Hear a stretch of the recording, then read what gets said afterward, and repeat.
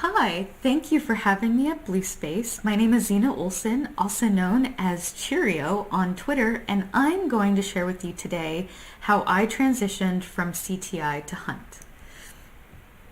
But before I do, I have a very quick note from the lawyers. I'm here in my individual capacity, representing my own views, not speaking on behalf of my employers, and that any vendor that I mention or reference does not necessarily endorse them as a vendor. All right, so now that that's done, basically, I want to increase my technical skill set, and I want to be able to do more technical work on a day-to-day basis in my daily activities in my daily job. So I felt that a way that I could accomplish this goal of mine was to transition into a hunting capacity. Plus, I love data. So I broke it down into 4 different categories that I'll share with you all the steps that I took. And the first one was research. The second one, lots of practice. Number 3, I phoned a friend. I spoke with other professionals that are in the threat hunting role. And then finally, I ended up practicing for an actual gig. So first, we'll address some research, and I broke it down into 4 categories. So when I first started in CTI, I would read everything I could on the SANS reading room, and then also I'd attend their webinars that they had, any SANS summit I could get my hands on or attend or watch on YouTube.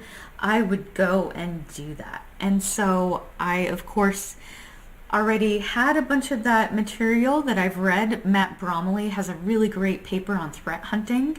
I highly recommend checking it out. And so from there, I was able to pivot to different social media capacities. Facebook has a group called Threat Hunting. LinkedIn has an actual account called Threat Hunting. They post some really great stuff. Just searching hashtag hunting tip of the day or threat hunting pulled up a ton of accounts and a ton of resources for me to review as I could for research. And the whole purpose of all of that is so that I could ask better questions. And another thing is all of the talks and DEF CONs and all of that I went to, Black Hat and RSA, I would make it a point to attend any type of threat hunting related anything. And so that also helped solidify a lot of the concepts and get me to a place where I could actually speak about it in an interview. And then finally, Discords and Slacks. I'm a huge fan of DEF CON's Blue Team Village, and they have a channel specifically for threat hunting. And there's a ton of other ones out there. Anyone that you can plug into where you feel welcomed and you get the information that you need, I recommend doing it. And next is a slide of basically some really great Twitter accounts. It's not all of them, it's some of them that come up in my feed and that have provided information that I have felt has been extremely helpful in my transition from CTI to Hunt. Also too, there's some really great blogs out there. The DFIR Report, I'm a patron of theirs. There's a really good book out there, Practical Threat Intelligence and Data-Driven Threat Hunting, that I recommend reading. A lot of the red team related blogs are really great as far as getting into the technical nitty-gritty details that you need as a threat hunter to be able to understand the attacks. Another one that's really great is Size Threat Thursday. I love how they bring in different research from the community and make an actual purple team type exercise that you can leverage in your own organization. I also read through whether it's Sigma rules or YAR rules and try to understand how it is that they're detecting these attacks. And so whatever resource you find helpful, of course, MITRE ATT&CK, no talk would be complete without that mention. Whatever you find useful to you, read it as much as you can. Consume as much information as you can. Next is practice. So the goal with all of the practice, I broke it down into 4 areas, is preparation. I wanted to be prepared as I possibly could be for the interviews and for a future role. I would like to see myself as a resource at an organization. So everything that I'm learning, everything that I'm putting in, all of the effort and time will ultimately benefit whatever organization decides to hire me. So the first thing is you can work with your current employer in the CTI role and either run down some SOC tickets and get really hands-on investigative techniques and analysis through the SOC, or even your hunt team, whoever's willing to let you ride along. You can also volunteer to create reports for Hunt or Purple Team. So that way it'll give you a better idea as far as what type of research you need to perform and how to formulate the reports and how to formulate the research so that it's consumable and actionable for other teams. Another thing that I did the Splunk fundamentals training, the free one, back in 2018, but I decided since searching and being able to parse through large and vast amounts of data is very important, that I should probably do that again just in case, so I did. Boss of the SOC is also another really great resource. Splunk also has an attack range that I highly recommend setting up or at least being aware of so that, in your day job you can use it as a resource if you need it. The other thing that I did is I gave a talk. So what I did is I pretty much showed how CTI could take junk malware, junk data, blocked email, blocked attacks, and make it valuable to the Purple Team. And so I'll just step through it really quick so that you can get an idea of what it was, and I build on those skills for being an actual threat hunting professional.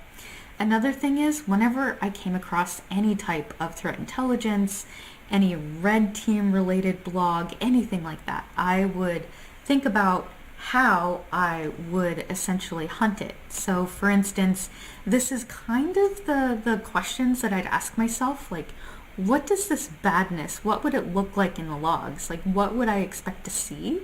And then where would I find it? Would I find it in the proxy? Like, where? And then once I got an actual threat hunting job, I ask those questions still every single day, but then I add into it how do I do the needful? And the translation of that is, what will this search look like? So this has been really helpful for me as far as transitioning from CTI to Hunt and looking at data from a different perspective. So this right here, the threat intel process, is where I did the talk and the research on how CTI can contribute to Purple Team exercises. And you'll see that the vast majority of it is looking at command line arguments, mainly for the purpose of the red team to be able to emulate whatever the type of attack it is that you're running down. So in this particular example that I'll run through, it's an actual Hawkeye sample that was blocked from a real organization.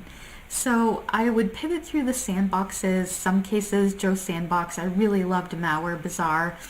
And then I would couple it with Atomic Red Team if there were any, like, how did they actually make this technique work? Like, how did they do this, right? So Atomic Red Team was helpful. The Red Team blogs, like I said earlier, that was very helpful. Stack Overflow was also helpful, and Google.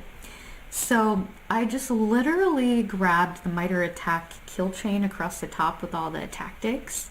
And then from there, I put out the particular attack chain for that particular Hawkeye sample and showed how basically grabbing a malware sample, you can get enough information out of it to perform a Purple Team exercise and kind of see where you land in the event any of your controls fail.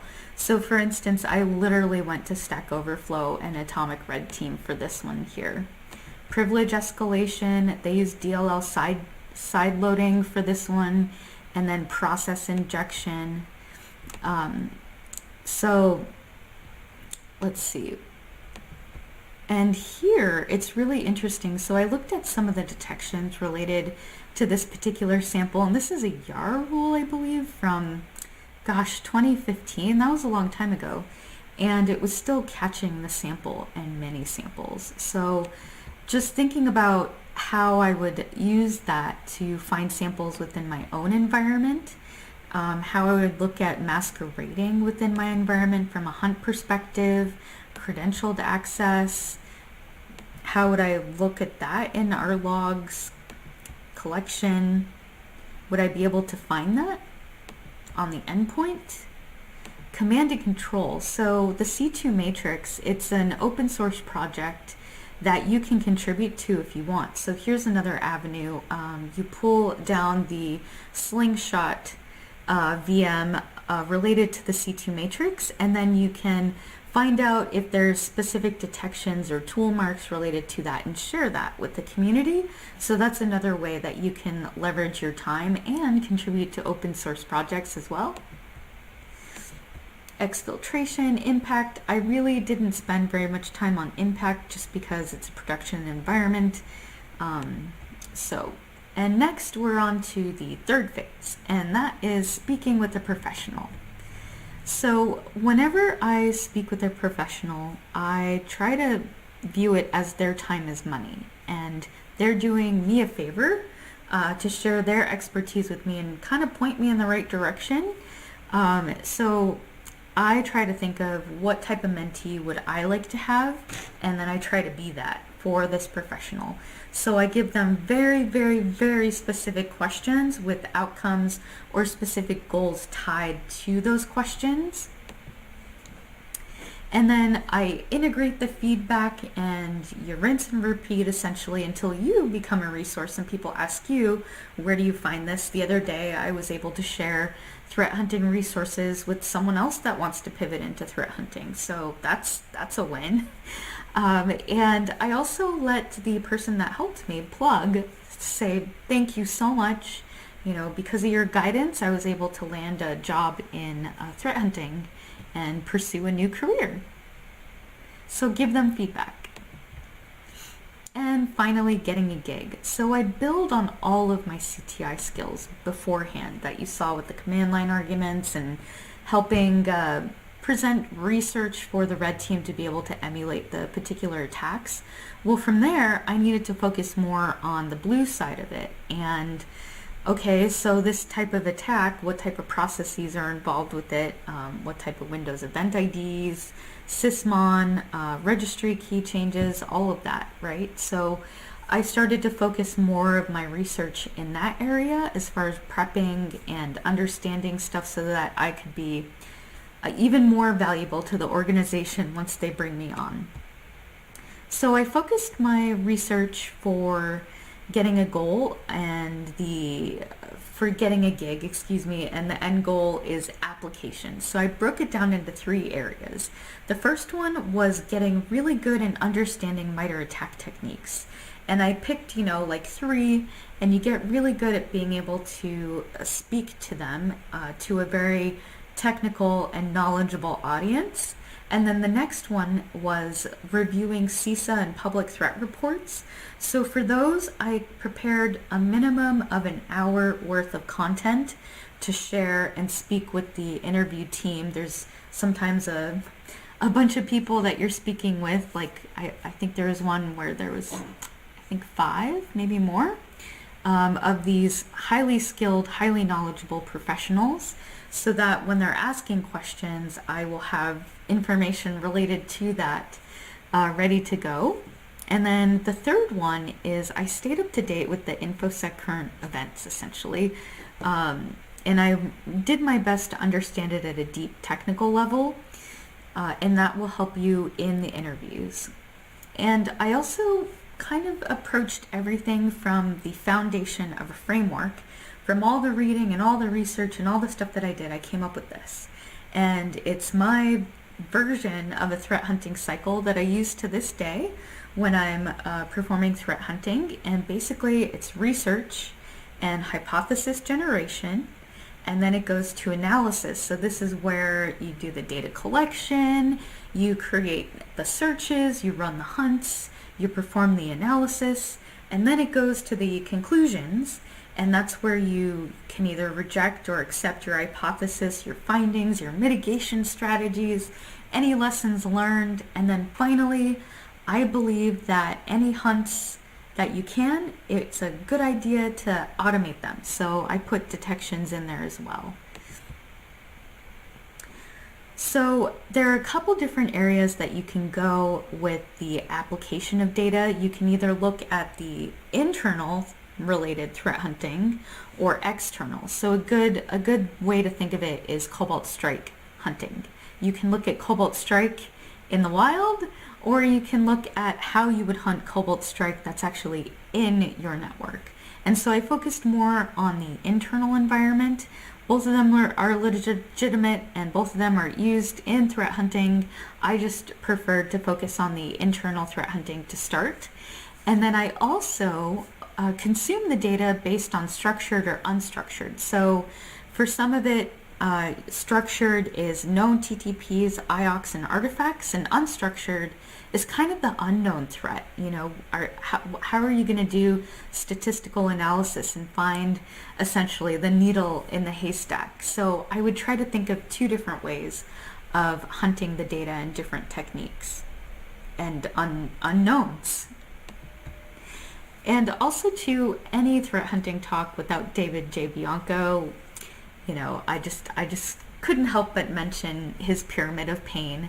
So when I was reading the threat reports, I would make sure to focus on TTPs, tools, and artifacts. And then I would view that from both the host and network level and think about the type of hunts that I could create based on that. And I organized the hour of content based on the pyramid of pain and my threat hunting framework that I showed you before. So that way when I'm speaking to the people that are interviewing me, it has some sort of structure and format to it.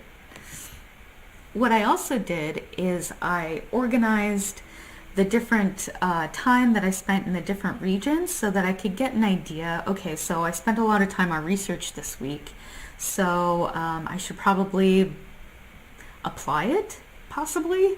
So then I would focus on applying it because practice is great too. I also included that.